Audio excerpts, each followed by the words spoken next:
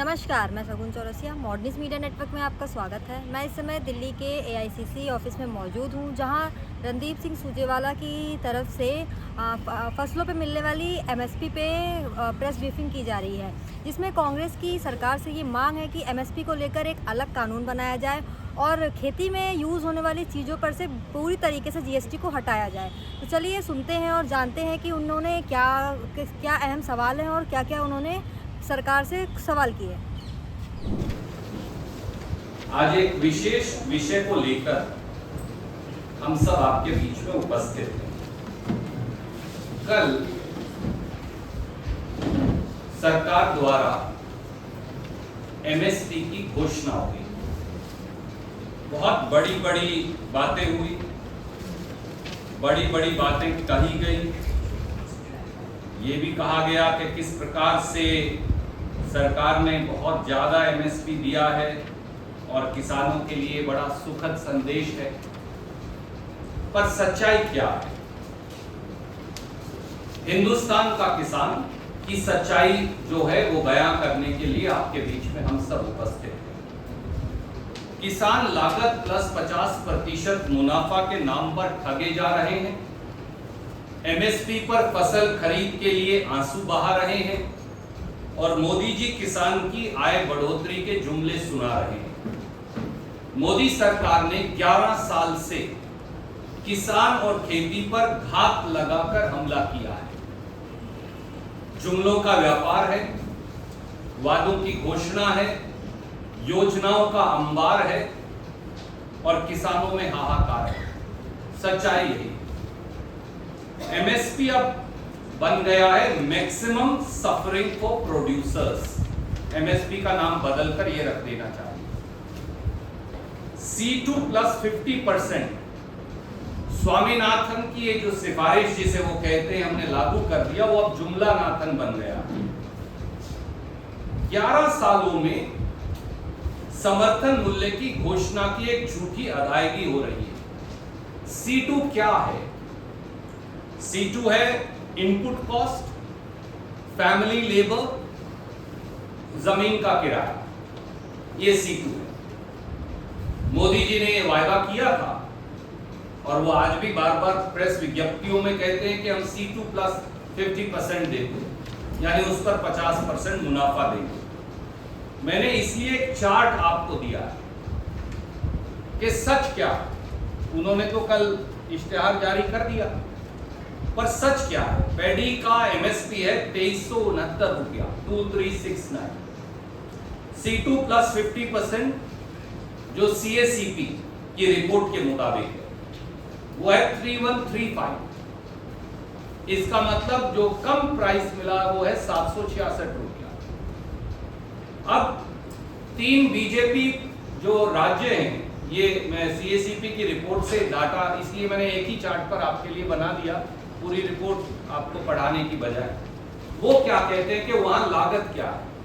बिहार कहता है कि हमारे यहाँ धान की लागत है 3260 रुपया। गुजरात, मोदी जी का अपना प्रदेश, कहता है कि वहां धान की लागत है 3000 रुपया। महाराष्ट्र कहता है कि वहां धान की लागत है 4783 रुपया। आप दे रहे हैं 2300 रुपया और आप कह रहे हैं कि ताली बजाओ। तो कैसे बजाएं? और यही बाकी की फसलों की स्थिति है। ज्वार में किसान को नुकसान है 1110 का, बाजरा में 539 का, रागी में 1078 रुपया प्रति क्विंटल का, मेज में 528 का, तूर और अरहर में 2259 रुपया प्रति क्विंटल का, मूंग में 2446 का, इत्यादि इत्यादि। और अगर इस चार्ट के आप आखिरी कॉलम को देखें तो भाजपा या भाजपा के जो मित्र प्रांत हैं अधिकतर, वो भी ये कह रहे हैं कि किसान की लागत एमएसपी से कहीं ज्यादा है। तो आप ना C2 प्लस 50% दे रहे, उसमें भी नुकसान है, और जो भाजपा शासित प्रदेश हैं उनमें जो फसल की लागत है ना वो दे रहे, मुनाफा तो छोड़ ही दीजिए। तो फिर ये किसान से सीधा सीधा धोखा और छल नहीं तो क्या है? ये राजनीति का विषय ही नहीं। ये केवल CACP की रिपोर्ट और मोदी जी द्वारा जो कल घोषित हुआ है MSP, मैंने केवल वो चार्ट आपके समक्ष रखा। एक और पहलू है, एक और चार्ट मैंने आपको भेजा। आप MSP दे दीजिए 10,000 रुपया, खरीदो ना 2 रुपए की फसल, तो MSP के मायने क्या है? मैं आपको बोल दूं, आपकी तनख्वाह आज से 5 लाख रुपया है, तो आप एडिटर के पास जाएंगे और कहेंगे मेरे को वो 5 लाख रुपया दो, बोलो देना बिना कुछ नहीं, बस घोषणा कर। 2023-24 के कृषि मंत्री के, कृषि मंत्रालय के आंकड़े सार्वजनिक है। I have given you a second chart. Hindustan में, ये बार बार मैंने पहले भी बताया कि गेहूं और धान को छोड़कर मोदी सरकार कोई फसल MSP पर खरीदती ही नहीं। तो भैया आप देते रहो, MSP की घोषणा करते रहो, खरीदना है नहीं कुछ, तो उसके मायने क्या है? अगर आपको मैं ध्यान आपका आकर्षित करूं, गेहूं और धान को छोड़ दीजिए, गेहूं 23%, धान 56% MSP पर खरीदते, 56% खरीदो तो रेट स्टेबलाइज हो जाता है। आई कंसीड इट, क्योंकि फिर मार्केट फोर्सेस को भी खरीदना पड़ेगा।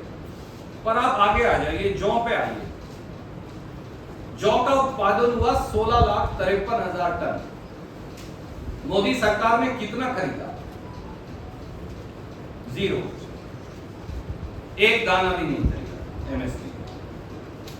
ज्वार पर आ जाइए, उत्पादन हुआ 47,37,000 टन। मोदी सरकार ने खरीदा कितना? 3,23,000 टन। तो 44 लाख टन अगर आप खरीदेंगे नहीं तो उसे MSP मिलेगा कैसे? मक्का पर आ जाइए, 376,65,000 टन देश में मक्का का उत्पादन हुआ। आपने कितना खरीदा? 5,000 टन। 376,65,000 टन में से 5,000 टन खरीदा। तो आप करते रहिए MSP की घोषणा, खरीदना तो है नहीं आपने। बाजरा पर आ जाइए, 107,16,000 टन बाजरा का उत्पादन हुआ। ये सरकार के आंकड़े हैं। उन्होंने खरीदा कितना? 6,96,000 या 7 लाख टन। रागी पर आइए, 16,70,000 टन उत्पादन हुआ, 2,31,000 खरीदा। चना बहुत बड़ी संख्या में देश में पैदा होता है। चने का किसान तो यहां से लेकर दक्षिण भारत तक 115,76,000 टन चना पैदा हुआ। सरकार ने कितना खरीदा? 43,000 टन। तो MSP दे दीजिए, उसका लाभ क्या है जब आपको खरीदना ही नहीं है? यही सरसों की हालत है। 131,61,000 टन, सरसों भी सबसे बड़ी फसलों में से एक है, पैदा हुई और खरीदी 12,09,000 टन। कुसुम तो खैर वो खरीदते भी नहीं, पैदा भी बहुत कम होती। तो जब आपको खरीदनी नहीं तो MSP का मायने क्या? दूसरा सवाल। तीसरा सवाल, सब अखबारों में उन्होंने बड़े बड़े, मैं देख रहा था, एक मेरे दोस्त ने मुझे भेजा, बड़े बड़े उसमें वो लगाए, कॉलम लगाकर इस तरह के कि बहुत ज्यादा MSP दी, गजब कर दिया है।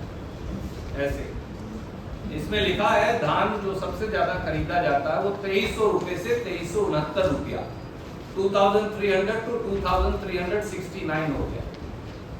पर भैया किसी ने ये उनसे पूछा, मोदी जी इन्फ्लेशन की दर क्या है इस देश में? वो 6% है। तो 6% 2300 रुपए का हुआ 138 रुपया। तो अगर आपको पिछले साल के रेट भी बरकरार रखने थे तो 2300 प्लस 138 रुपया, 2438 रुपया क्विंटल होनी चाहिए। नया रेट मत दो मुझे, केवल इन्फ्लेशन तो दे दो, क्योंकि एक तरफ तो इन्फ्लेशन है, दूसरी तरफ डीजल के दाम बढ़ा रहे हैं आप, तीसरी तरफ आप बिजली का दाम बढ़ा रहे हैं, चौथा बीज का दाम बढ़ा रहे हैं, और पांचवा मेरा जो खाद है उसकी आपने सब्सिडी काट दी 24,000 करोड़ रुपया। 23-24 में ये सब्सिडी थी 1,88,000 कुछ करोड़। इस साल 2024-25 के बजट में सब्सिडी 1,64,000 करोड़। तो वो 24,000 करोड़ भी तो मेरी जेब से ही जाएंगे, क्योंकि किसान की जेब से जाना है पैसा। तो आप मेरी खाद की सब्सिडी काट रहे हैं, डीजल के दाम बढ़ा रहे हैं, बिजली और बीज का दाम बढ़ा रहे हैं, कीटनाशक का दाम बढ़ा रहे हैं, जीएसटी लगा रहे हैं, और दूसरी तरफ आप मुझे 6% का इन्फ्लेशन भी नहीं दे रहे और कह रहे हैं ताली बजाओ। कैसे बजाएं ताली? चौथा, एक एग्रीकल्चर स्टैंडिंग कमेटी है पार्लियामेंट्री, सहयोग से मैं भी उसका सदस्य हूं। हमने यूनानिमस रिपोर्ट दी, उसमें बीजेपी के मेंबर्स भी शामिल हैं। तो ये नहीं है कि केवल कांग्रेस के हैं, हमारी तो माइनॉरिटी है, मेजॉरिटी में तो उनके लोग शामिल हैं, दूसरे दलों के भी। उन्होंने दो बातें कही। एक कहा भैया ये कोई फायदा नहीं है, एमएसपी गारंटी का कानून बना। दूसरी सिफारिश की हमने कि जीएसटी जो है खाद पर 5% है, कीटनाशक दवाई पर 18% है, ट्रैक्टर पर 12% है, ट्रैक्टर के जो टायर हैं या दूसरा सामान है उस पर 18% है। ये जीएसटी हटाओ, खेती से टैक्स हटाओ, खेती को टैक्स करना बंद करो। उस रिपोर्ट को प्राइम मिनिस्टर ने लिया और रद्दी की टोकरी में डाल दिया। तो आप पार्लियामेंट की भी नहीं सुनेंगे। आप एमएसपी नहीं देंगे C2 प्लस 50%, आप एमएसपी पर खरीद नहीं करेंगे जो आप घोषणा करते हैं, आप एमएस रेट बढ़ाकर हमें 6% इन्फ्लेशन भी नहीं देंगे, और आप ना एमएसपी गारंटी का कानून देंगे और ना खेती से टैक्स हटाएंगे। और इसके अलावा एक आखिरी पहलू, क्योंकि मैं आपका समय नहीं नष्ट करूंगा, 6 बड़ी स्कीम्स का एक चार्ट मैं आपको और भेज रहा हूं, मैं इसमें नहीं भेज पाया। इन्होंने 3 लाख करोड़ खर्च ही नहीं किए। This is that chart, I am not going to read it and waste your time. I made a chart, I am sending it. खेत और किसान से इतनी नफरत बीजेपी की सरकार को है कि उन्होंने 3 लाख करोड़ खेती की स्कीम का खर्च ही नहीं किया। ये इनके बजट का डेटा है, मैंने तो कहीं से और लाया है, इसमें मैंने लिखा, तो आप जरूर इसे देख पाएंगे। तो इतनी नफरत क्यों है खेत और किसानी से? और बोलते हैं ताली बजाओ, हमने रेट बढ़ा दिया।